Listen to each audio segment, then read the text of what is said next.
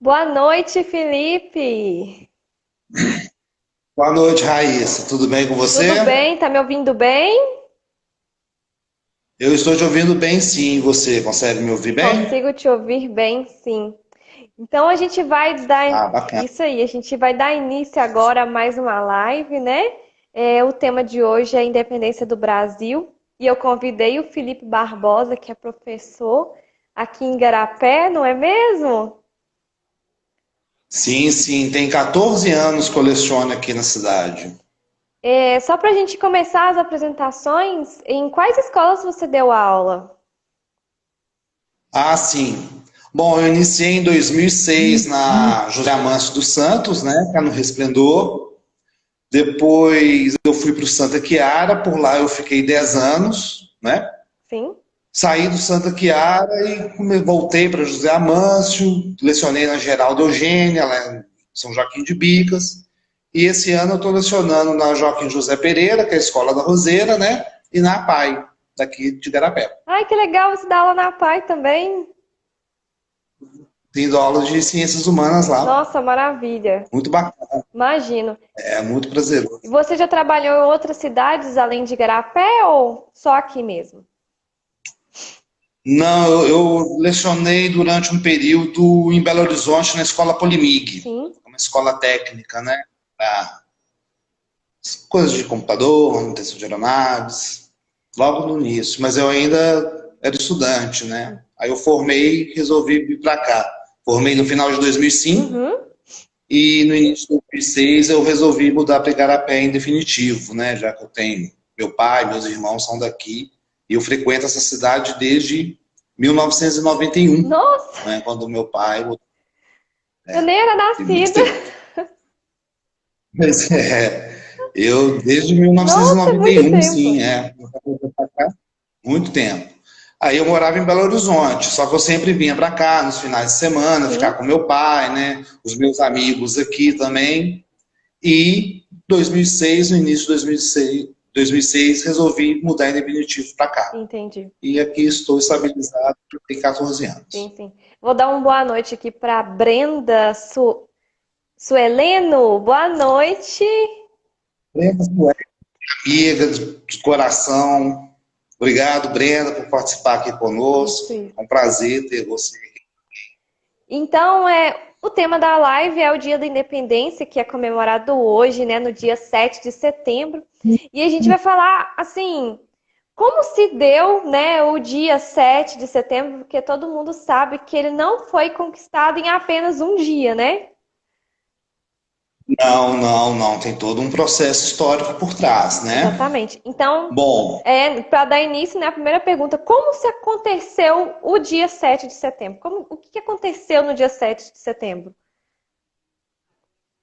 no dia 7 de setembro de 1822, né, o Brasil rompeu com Portugal o laço de colônia. O Brasil, a partir dali, passou a ser independente. Como assim? De forma administrativa.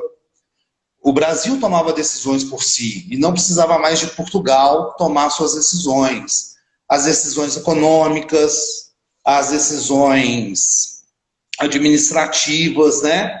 Tudo antes, quando o Brasil era colônia, até 7 de setembro de 1822, todas as decisões tomadas no Brasil ou pelo Brasil tinham que ter a égide da metrópole que era Sim, Portugal.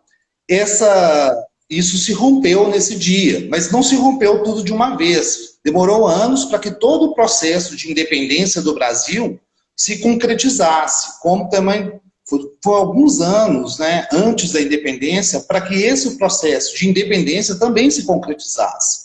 Então nós temos uma linha de 20, 30 anos mais ou menos para que tudo isso chegasse a acontecer, que é a independência do Brasil, né, que se tornou um país soberano a partir daí.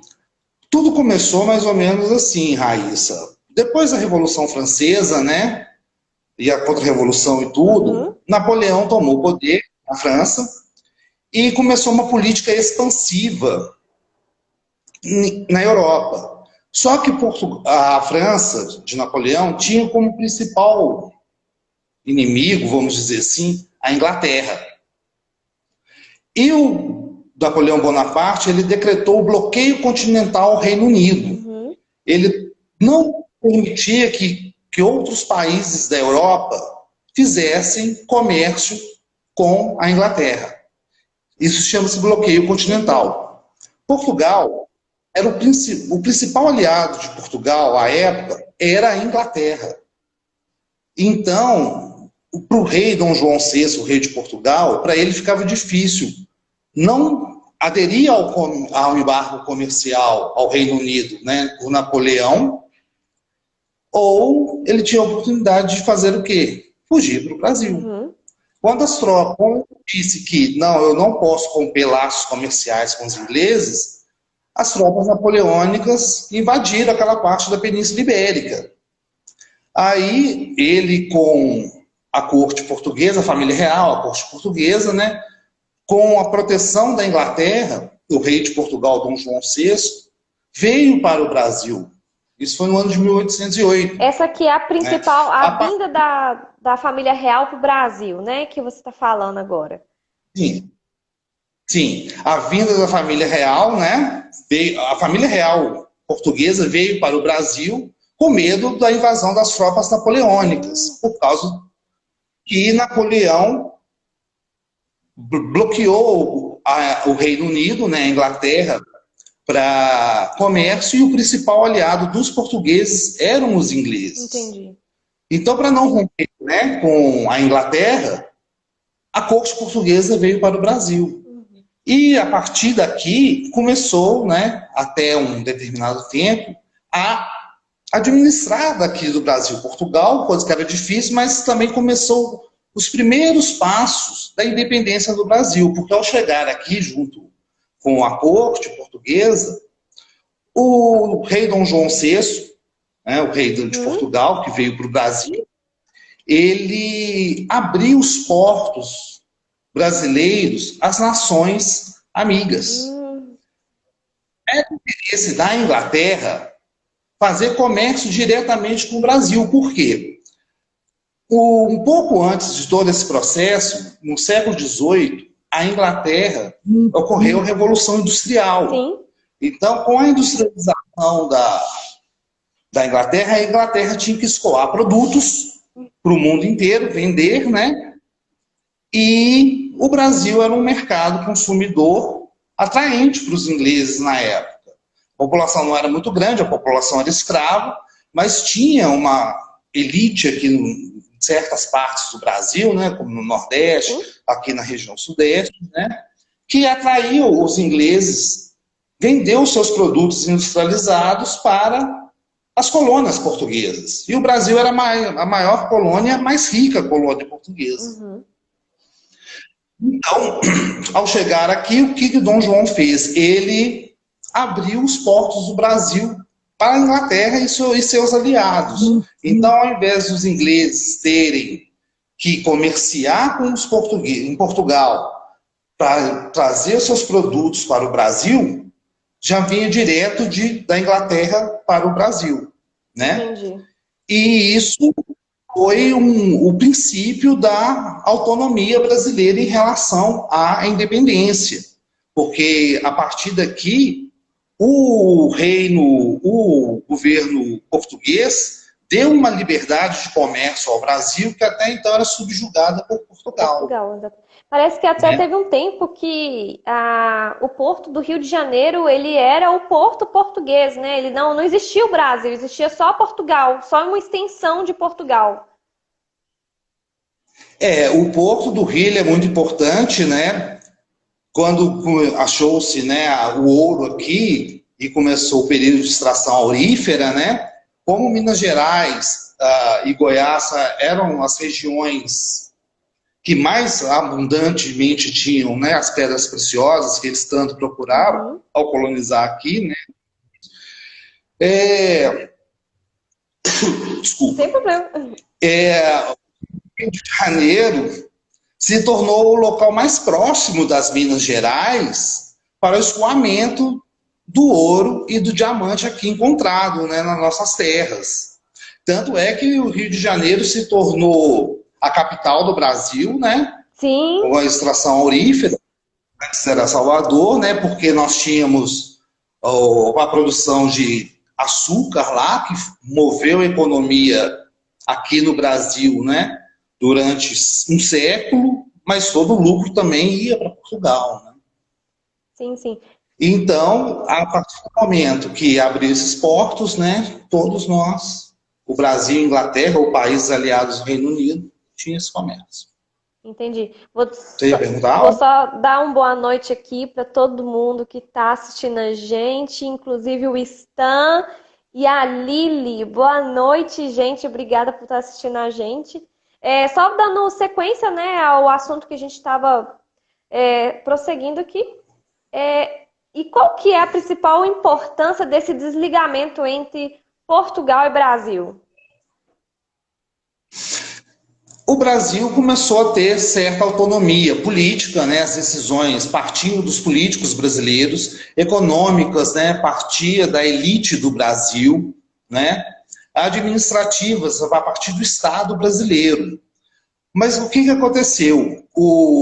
A vinda da corte veio, a corte portuguesa veio para cá, só que Dom João ele teve que retornar a Portugal. Sim. Por causa da Revolução do Porto, né? A Assembleia Legislativa Portuguesa da época queriam certas reformas que propostas por eles lá, e muitas afetavam diretamente o Brasil. Porque no ano de 1815, né, o rei Dom João VI, ele elevou o status de Brasil como Reino Unido de Portugal e Algarves. Então, o Brasil era um reino, não era uma colônia de Portugal mais. O Brasil era um reino subjugado a Portugal, né? Mas com a Revolução do Porto, em 1820, o Dom João teve que voltar para não perder o trono em Portugal e deixou aqui, né, o seu filho mais velho, na monarquia, né? Hereditário o poder, né? Era o poder de Portugal na época, era o poder aqui no Brasil na época. Hereditário, e ele deixou seu filho aqui, né, Pedro de Bragança, como príncipe regente para administrar o Brasil enquanto ele estava lá em Portugal, resolvendo a situação lá da Revolução do Porto. Muitas das coisas da Revolução do Porto influenciaram muito aqui a independência do Brasil, porque os portugueses queriam anular todas as decisões já tomadas por Dom João VI, né? Como a liberdade de comércio, a liberdade econômica do país, né? Queria que o Brasil voltasse a ser uma colônia de exploração, né? Como sempre foi. Aí, ao voltar para Portugal, ele deixou seu filho, Pedro, governando como príncipe regente do Brasil, e mesmo assim, a Assembleia Legislativa Portuguesa desejava a volta do Dom Pedro I também a Portugal. O Dom Pedro ele se recusou, ele foi aconselhado pelo Senado da Câmara, né? E disse aos portugueses, à Assembleia Legislativa Portuguesa, não, eu não volto. Esse dia ficou conhecido como Dia do Fico. Exatamente. Ele ficou conhecido como Dia do Fico. As tensões estavam acontecendo no Brasil, alguns conflitos armados, né, como na região de Pernambuco, né, nessa época estavam acontecendo, e uma viagem, né, do Dom Pedro, do Rio de Janeiro, capital do Império, para São Paulo, né, às margens do Rio Ipiranga, né, até então foi se declarada a independência do Brasil. Sim, sim. Ele não estava na corte à época, né? De acordo com a historiografia, a sua esposa, Maria Leopoldina, né, mandou uma carta aconselhando ele a declarar a independência do Brasil, e no dia 7 de setembro de 1822 foi declarada a independência do Brasil. Então, a partir desse momento, o Brasil era completamente independente de Portugal em qualquer situação que seja. Sim. Só que o dia 7 de setembro foi uma parte de um processo que teve início anos antes e que teve uns 3 anos em seguinte, assim, até tudo se concretizar e o Brasil tornar-se de fato um país independente por completo Até mesmo Portugal, Guerra porque Civil. não foi um dia só, ocorreram vários conflitos, né? Principalmente parece que no Maranhão e na Bahia, porque eles eram contra. Bahia, Maranhão, no Pará também. Esses conflitos ocorriam por quê? Por mais que nós, né, nessas grandes, vamos, hoje nas grandes capitais, como você disse bem aí, Pará, cuja capital é Sim, Belém, na Bahia, Salvador, que era uma cidade imensa à época, ainda né? é. Rio de Janeiro. A elite econômica era dividida entre brasileiros e Uhum, portugueses. Muitos brasileiros eram filhos, netos, bisnetos de portugueses que aqui, né, seguiram sua vida. Então, essa parte da elite brasileira, ou a maioria da elite brasileira, eles queriam a completa autonomia para eles fazerem os seus negócios, as suas relações, sem o jugo de Portugal. Só que os portugueses não queriam. E nesses lugares onde você citou aí, na Bahia, no Maranhão, Pará, é. as câmaras desses lugares eram de maioria portuguesa, né? Uhum. E esses conflitos se tornaram inevitáveis, principalmente, né, por questões econômicas, né? E até por parte dos portugueses ali, obediência ao seu reino ali, que era Portugal. E a gente tem que deixar bem claro que esses conflitos, esses confrontos que ocorreram, eles não foram pacíficos, tá? Teve realmente, né, guerras, Conflitos armados. né, exatamente, conflitos armados, né? Infelizmente, morreu muita gente na época. Eu quero agradecer mais uma vez que está tendo bastante acesso. Tem essa pergunta da Brenda, você gostaria de responder ela?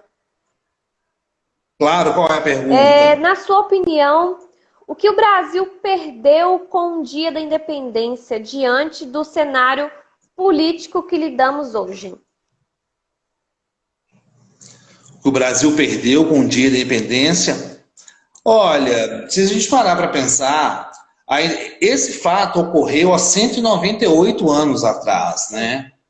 O Brasil de hoje não é o Brasil dessa época. Como o Brasil de 2020 não é o Brasil de 2000, ou de 1980, ou 1960.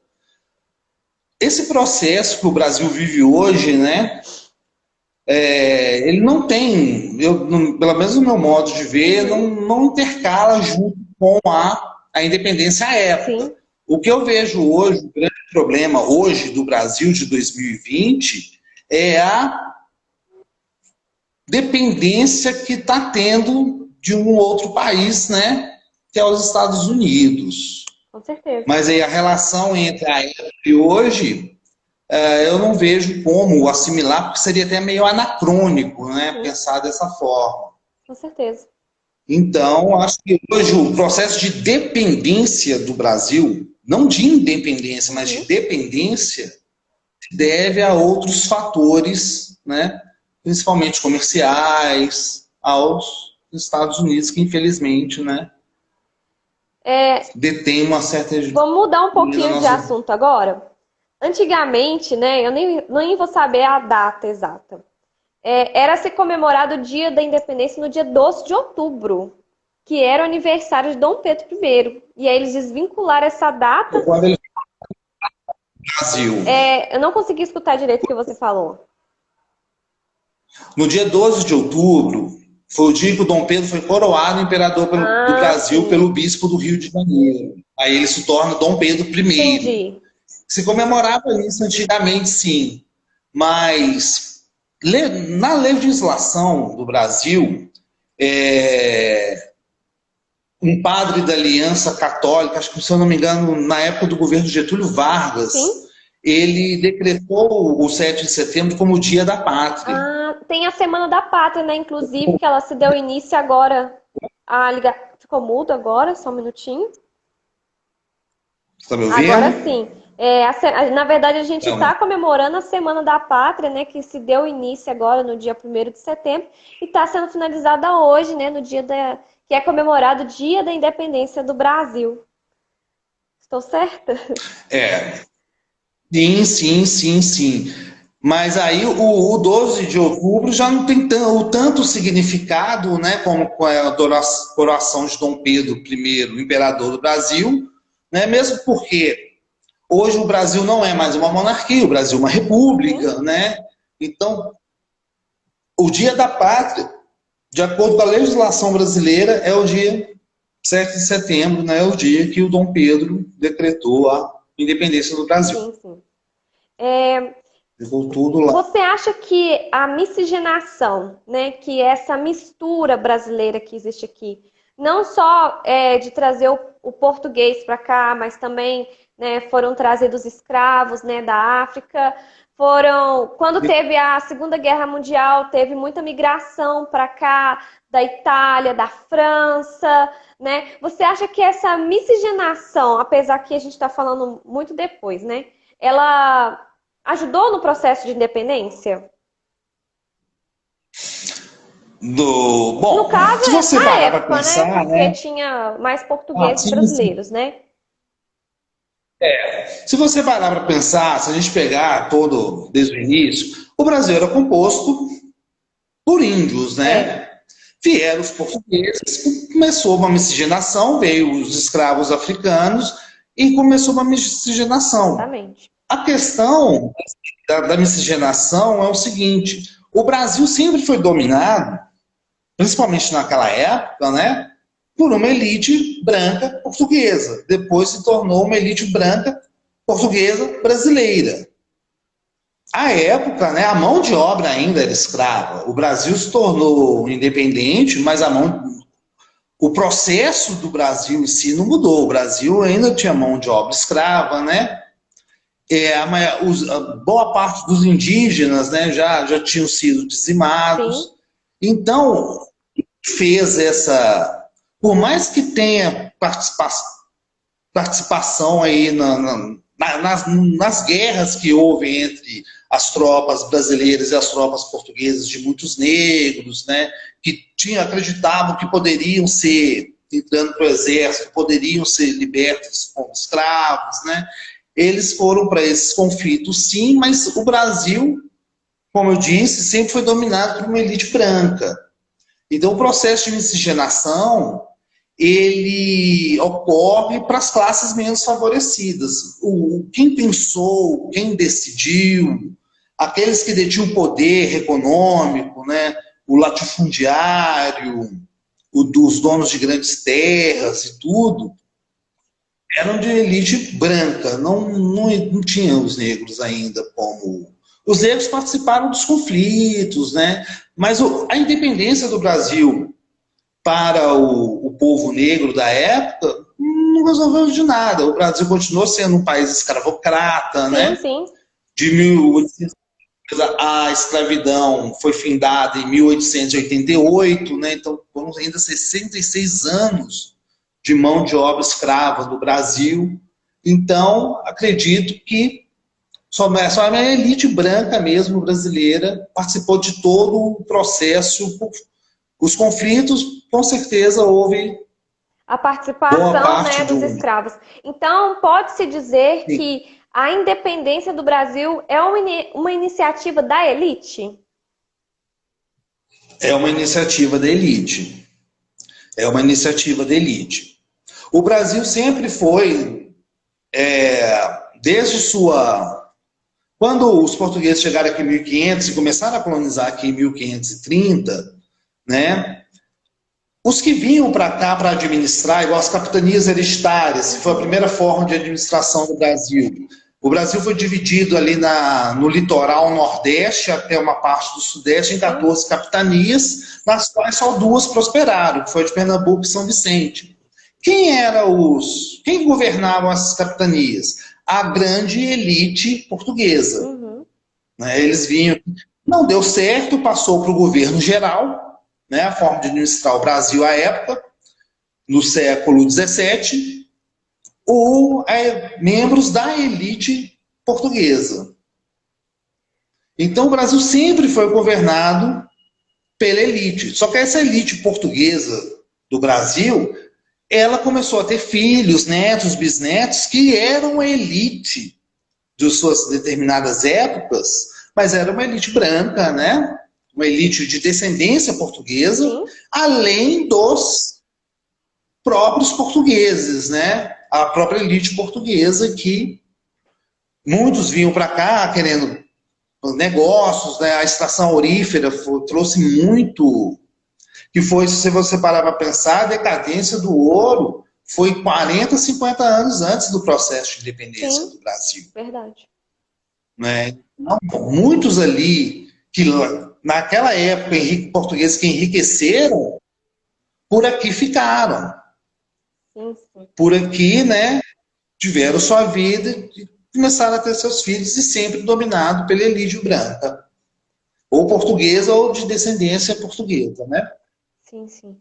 Eu vou dar só mais alguns boa noites aqui. A Brenda, ela fez algumas outras perguntas. É, Pois não. qual a abordagem principal da história da independência você denomina ser mais importante? Qual a principal abordagem da história da independência que você denomina mais importante?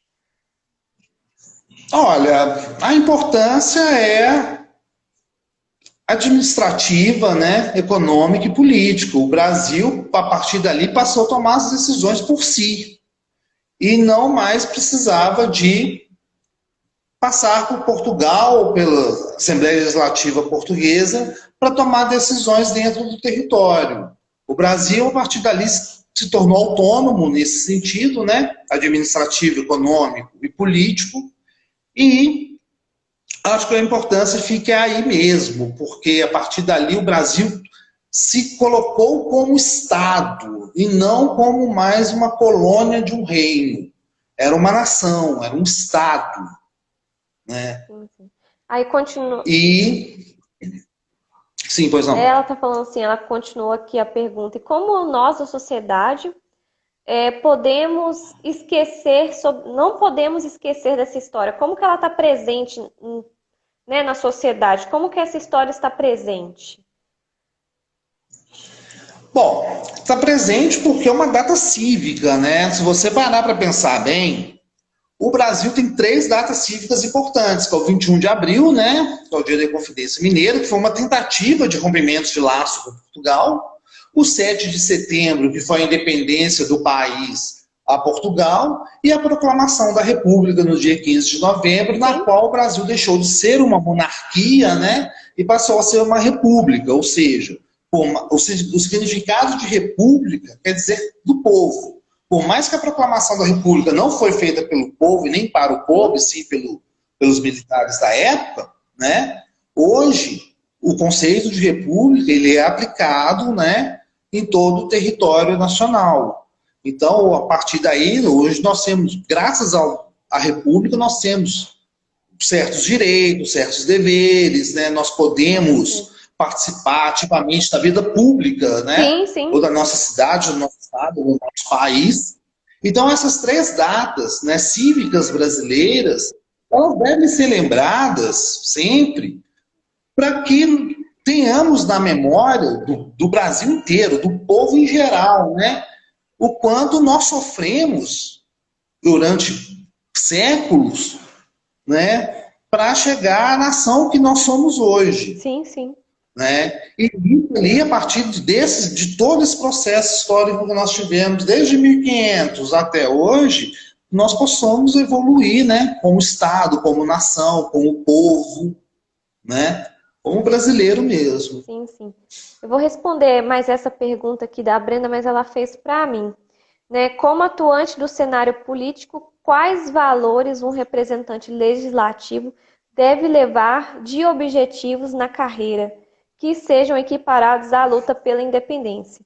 Aí, no caso, como você falou, né, Felipe? Naquela época, era quem tomava as decisões era a elite. E hoje em dia, né, eu como representante da população, né, que é o que eu pretendo futuramente, eu vou escutar o que o povo precisa. Eu não vou olhar o que é Sim. interesse meu, até mesmo porque a independência do Brasil foi um caso totalmente comercial, né? Igual você falou, essa questão dos portos, né? No meu caso, como pré-candidata a vereadora, eu estou aqui como um representante da população. Eu estou aqui para resolver os problemas da minha cidade, né? Então, assim, não dá nem para comparar, porque primeiro que eu não sou da elite, né? Eu sou uma habitante dessa cidade e eu quero melhorar ela e eu me sinto capacitada para ocupar esse cargo e fazer o melhor pela minha cidade. Então, assim, Brenda, eu acho que nem tem comparação, né, de comparar a luta da independência com cenários políticos que a gente está vivendo atualmente, assim, a única coisa que eu posso levar em consideração é de não levar os meus interesses, né, pro legislativo. Eu tenho que escutar a população, saber o que precisa, né, mapear, saber o que é urgente, o que não é, né? Então, tá respondida a pergunta dela. Continuando, eu vou falar um pouco sobre arte agora, né? Que eu sou formada em artes. Né? Eu vou falar até sobre o quadro do... Deixa eu até fazer uma colinha aqui agora. O quadro do Independência ou Morte, né? Que é do Pedro Américo, que fala do Grito do Ipiranga. Eu gostaria de saber se essa história do Grito do Ipiranga, você considera ela fantasiosa?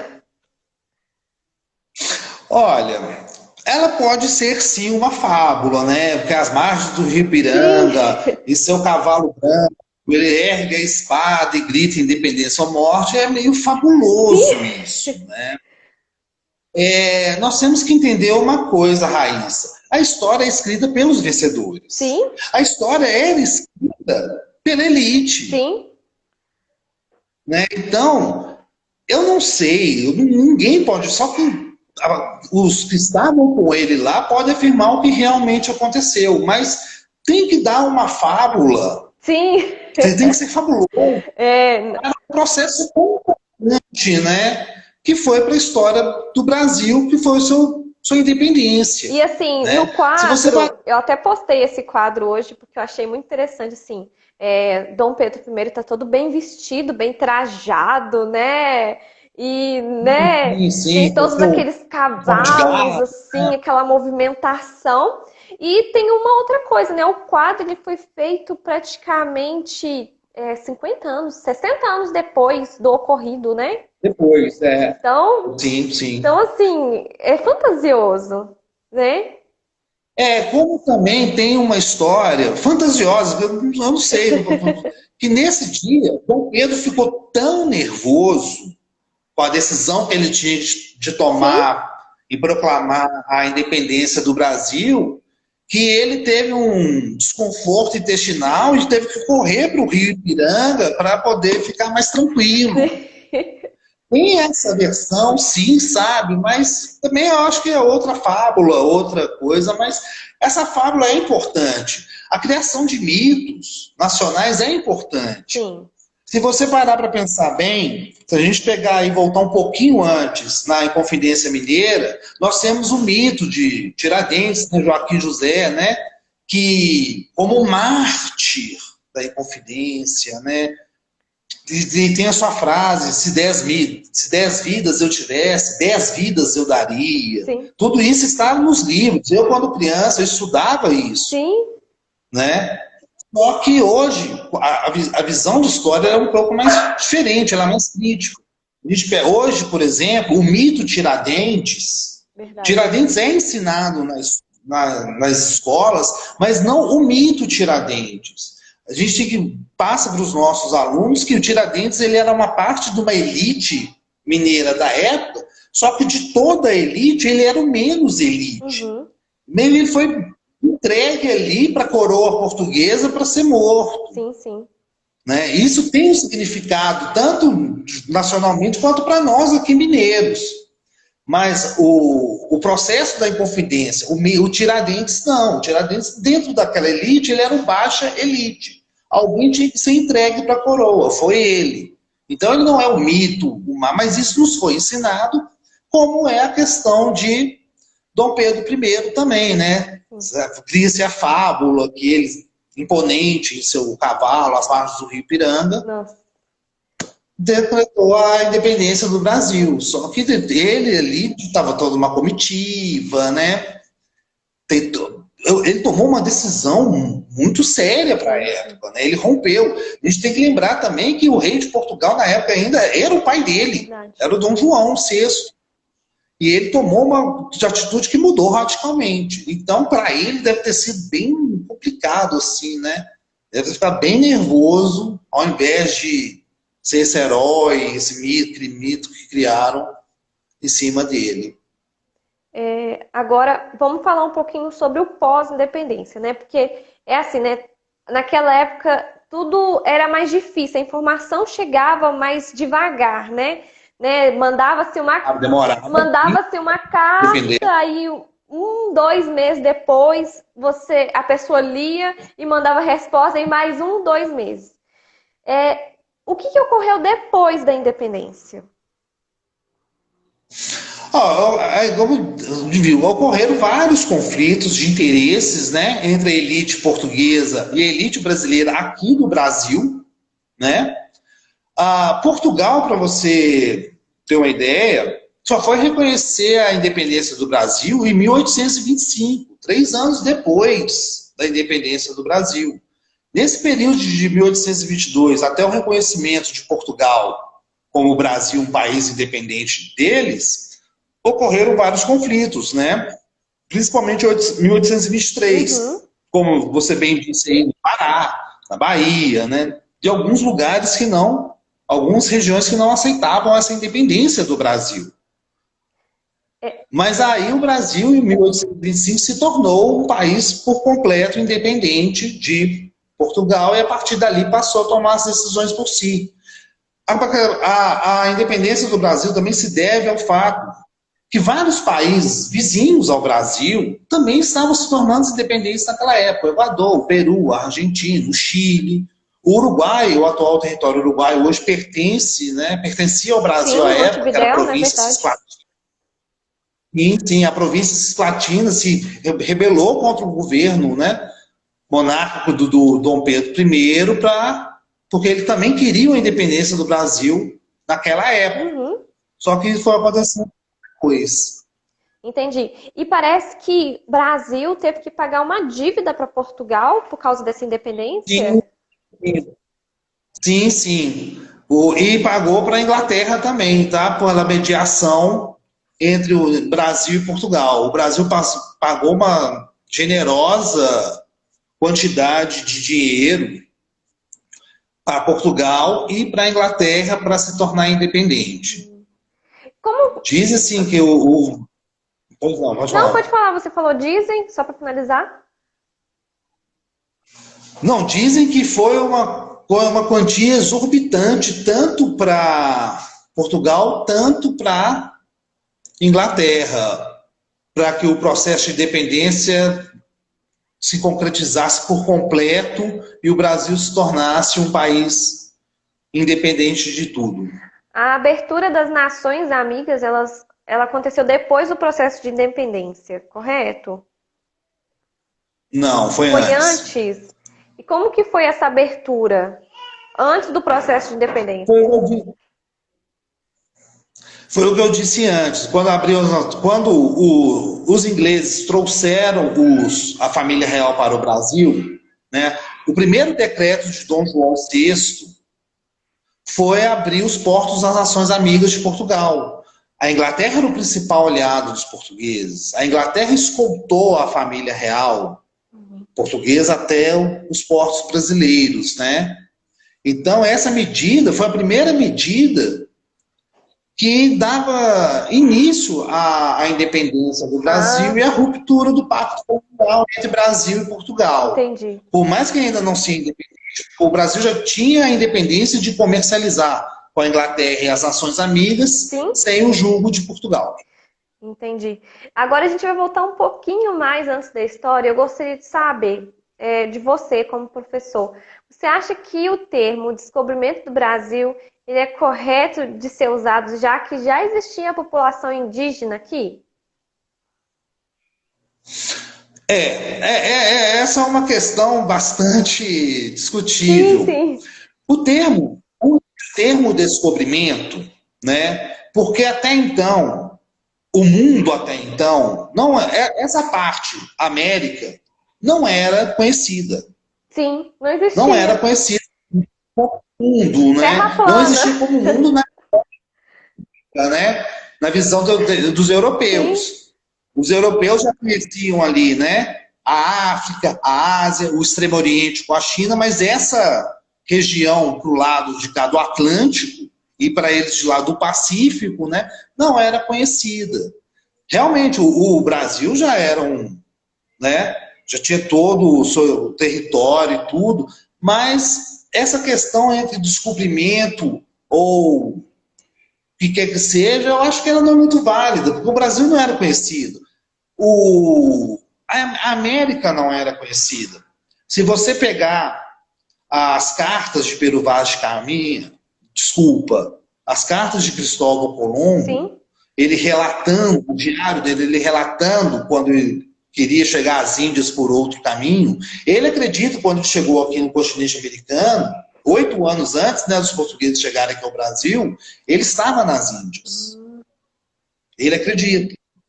Ele diz, cheguei às Índias e tudo, só que o Brasil não era conhecido, o Brasil já era povoado, a, a Espanha chegou aqui no continente americano 8 anos antes dos portugueses chegarem aqui ao Brasil.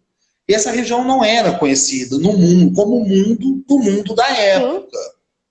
Então, descobrimento ou não, eu uso como a chegada dos sim, europeus ao Brasil ou a chegada dos europeus à América, quando eu vou lecionar sobre isso. sim, Porque aqui na América, principalmente, já tinham impérios estabelecidos. sim, Tinha o Império Azteca no México, tinha o Império Inca aqui na América do Sul, tinha a civilização maia, né, na península de Yucatán. Então já tinha todo um sistema organizacional na América antes da chegada dos europeus.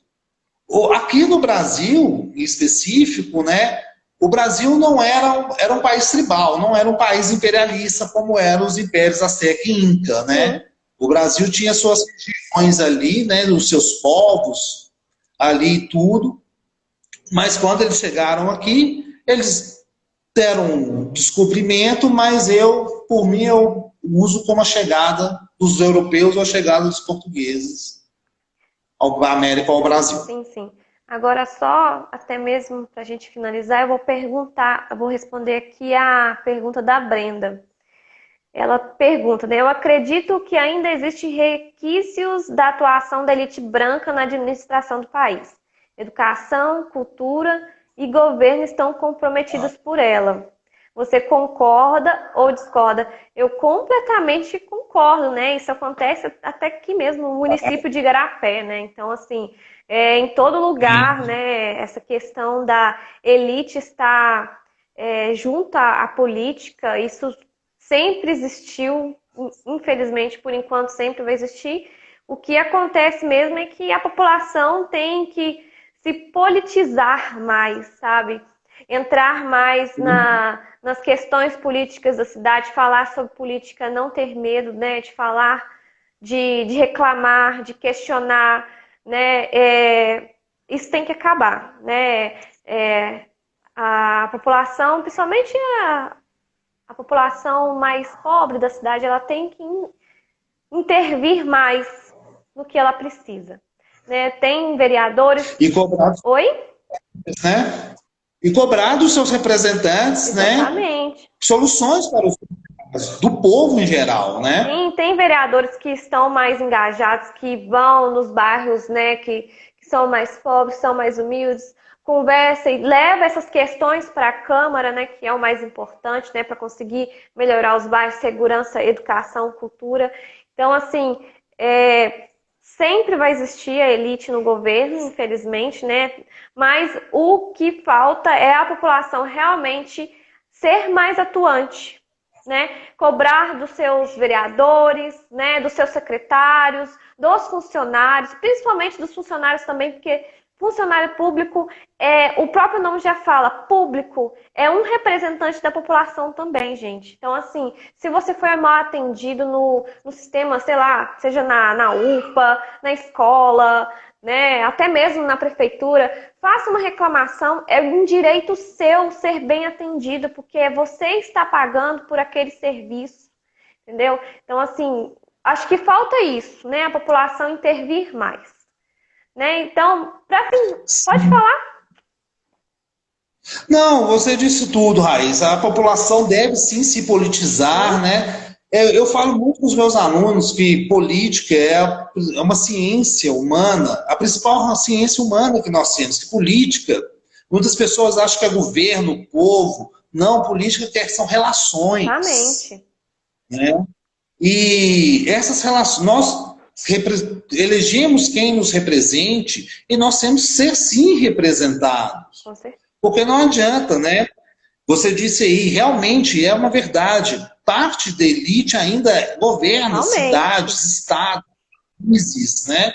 E eles querem manter aquele poder para eles, para separar mesmo entre a elite e o povo. Exatamente. Por isso eu também penso de forma que tem que pegar gente do povo, que não represente a elite, mas o povo, para lutar pelos interesses do próprio povo, seja de uma comunidade, de um bairro, seja coisas simples, coisas que aqui em Igarapé, né, nós estamos vendo aí certa até precariedade, de coisas muito simples, escolas sem luz, sabe? Essas coisas. Então eu também acho que nós, o povo, devemos representar aqueles que nos representam mesmo, ao invés de votar na elite para ela representar a si própria. Com certeza, com certeza. Então, né, a gente vai finalizar aqui agora. Eu já fiz todas as perguntas que eu tinha feito aqui. Várias você respondeu até... Eu fiz uma pergunta, você já respondeu umas 3, né? E eu quero agradecer muito, Felipe. Aprendi muito hoje aqui, como sempre, né? Eu falo com todo mundo que eu faço as lives, que eu tenho essa conversa, né? A gente está passando por esse momento de pandemia agora, né? A gente não pode, infelizmente, fazer isso ao vivo, né? Que a minha vontade mesmo é conversar com a pessoa, né? De frente, né? Mas, infelizmente, a gente tem que manter esse isolamento. Quero agradecer muito pela sua participação. Ô Raíssa, eu também agradeço, viu? Foi um prazer participar aqui da sua live e eu me ponho à sua disposição aí, quando você quiser falar sobre algum assunto histórico, político, econômico, eu me ponho à disposição para a gente debater aí nas suas lives, sim, que será um prazer para mim. Okay. Muito obrigado, viu? Muito obrigada e muito obrigada pela audiência de quem assistiu aí. Até mais, boa semana, já é segunda-feira. Todo mundo, um abraço. Tchau. Tchau.